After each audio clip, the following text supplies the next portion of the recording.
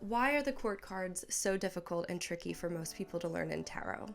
Today, I thought I'd walk you through one of those court cards, which is the Queen of Pentacles, and give you examples that come up in film and literature so that I can show the different aspects of this personality archetype and why it's so diverse and why it's so different and why it might show up in a reading like this for one person but be completely different for another person. So first of all, let's just talk about what an archetype is. Tarot illustrates archetypes. That's why tarot itself is so powerful and so meaningful, because archetypes represent fundamental and universal aspects within humanity, right? It's very powerful stuff. But we only have 78 cards, so some of these cards have to do more heavy lifting than others. And when it comes to the court cards, these are 4 cards in the tarot deck: the Page, the Knight, the Queen, and the King, that are supposed to represent personality aspects. They're supposed to represent personality archetypes. Now, there are more people than just, the 16 court cards in a tarot deck.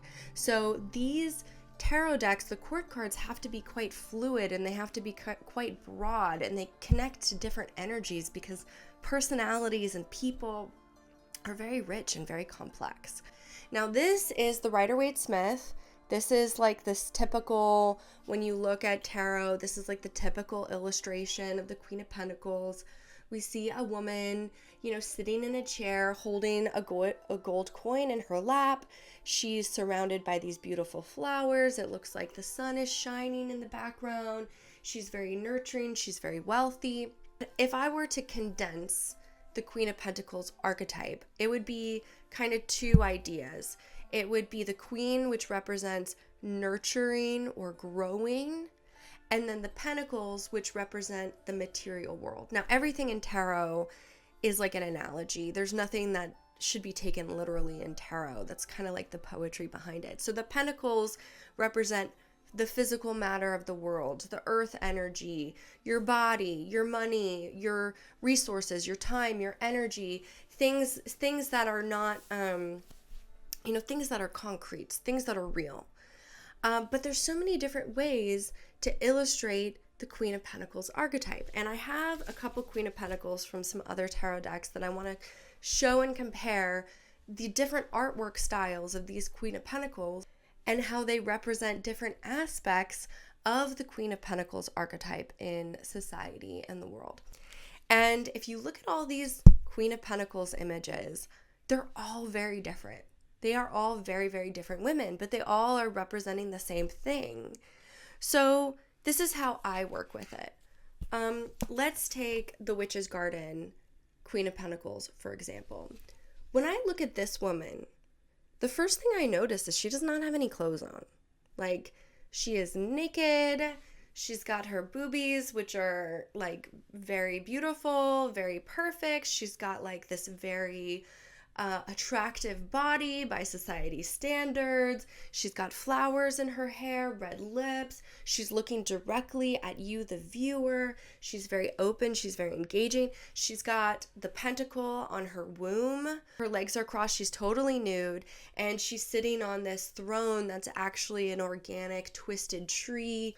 So when I look at this interpretation of the Queen of Pentacles, I do not see this woman. I do not see this woman in the Rider-Waite-Smith version, okay? These are 2 very different women, but they both represent the Queen of Pentacles. The Queen of Pentacles is the archetype about nurturing and growth of the physical matter of earth, like whether that be time, resources, energy, your body, whatever. It's the physical world. So this woman, to me, she represents a character like Cleopatra. Power and resources and money and energy. She used her body and her beauty as political capital. Another representation of this more sensual Queen of Pentacles would be Marilyn Monroe. She used her body and her beauty and her attractiveness to gain power and resources and money and fame and roles. Have you got the nerve to stand there and expect me to believe that you don't want to marry my son for his money? It's true. Then what do you want to marry him for? I want to marry him for your money. There. You admit that all you're after is money. No, I don't. Don't you know that a man being rich is like a girl being pretty? You might not marry a girl just because she's pretty, but my goodness, doesn't it help? You know, she used her beauty as an influence over resources. She was able to nurture and grow resources because of her beauty and her sensuality. And I think that is what's illustrated in this artwork about this archetype. But then I pull up, you know, the Infinite Doors Tarot, and this Queen of Pentacles is totally different. She's not sexy at all. In fact, you can't even see her body at all. She's covered by an entire sheet of cloth. I mean, in fact, she's not. She's doing the very opposite of the Witch's Garden Queen of Pentacles. She's not sexy. She's not sensual. She is saying that I am not my physical body, but I'm actually my mind and my vision. Now, this queen is completely different. She is not focused on her body as the vessel in which she acquires and nurtures physical resources, a business opportunity. How do I grow my business?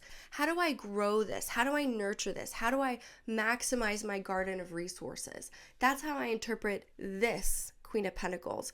An example would be Miranda from the movie The Devil Wears Prada. Put together a decent run through. You people have had hours and hours to prepare. It's just so confusing to me. Where are the advertisers?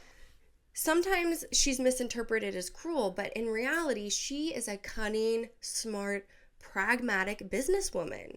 She's deeply aware of material and labor and cost and schedule.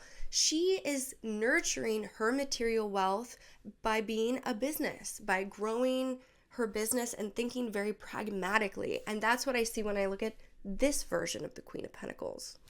Now, what about this version of the Queen of Pentacles? This is from the Moon Dust Tarot, and she has a completely different vibe, right? If you look closely, she still is sensual. She's more open. She's exposing her neck in vulnerability. She's got this very cute gold purse in her hand. And even though she's more feminine and she's more open compared to this woman in the Infinite Doors, she's not as sexy as the Witch's Garden version, right? And to me, this artwork reminded me of the clean girl aesthetic. Like, this Queen of Pentacles to me looks like an influencer trying to sell me a gold bag and a skincare routine. This girl, the clean girl aesthetic, she nurtures and grows herself through the material resources that she gets from the world. When I look at this Queen of Pentacles, I'm reminded of figures like Gwyneth Paltrow running Goop and Meghan Markle with her home care brand. You know, these are the women, these are the version of the Queen of Pentacles that say, wouldn't you like to buy my product? If you buy my product, it would make you feel better. It would be a form of self-care. I think wellness influencers, luxury minimalists, when I look at this version of the Queen of Pentacles, she is talking about what products can make her more comfortable and nurture her. And I think that these three women, they all represent the Queen of Pentacles, but just in different ways. And I think that's why the court cards are so difficult for most people to understand, is because there isn't just one facet to them. There isn't just one way that the Queen of Pentacles can show up as a person. And so that's one of the reasons why I love to collect different tarot decks, is because every single artist has a slightly different perspective. They have a slightly different take on something that seems traditional, but it's not. Something that seems one-dimensional, but it's not. So these are the different ways that tarot can show up. And when we sit and we explore and we open our possibilities to the different aspects that archetypes can be, tarot just takes you further and further and further. So I hope that today was helpful.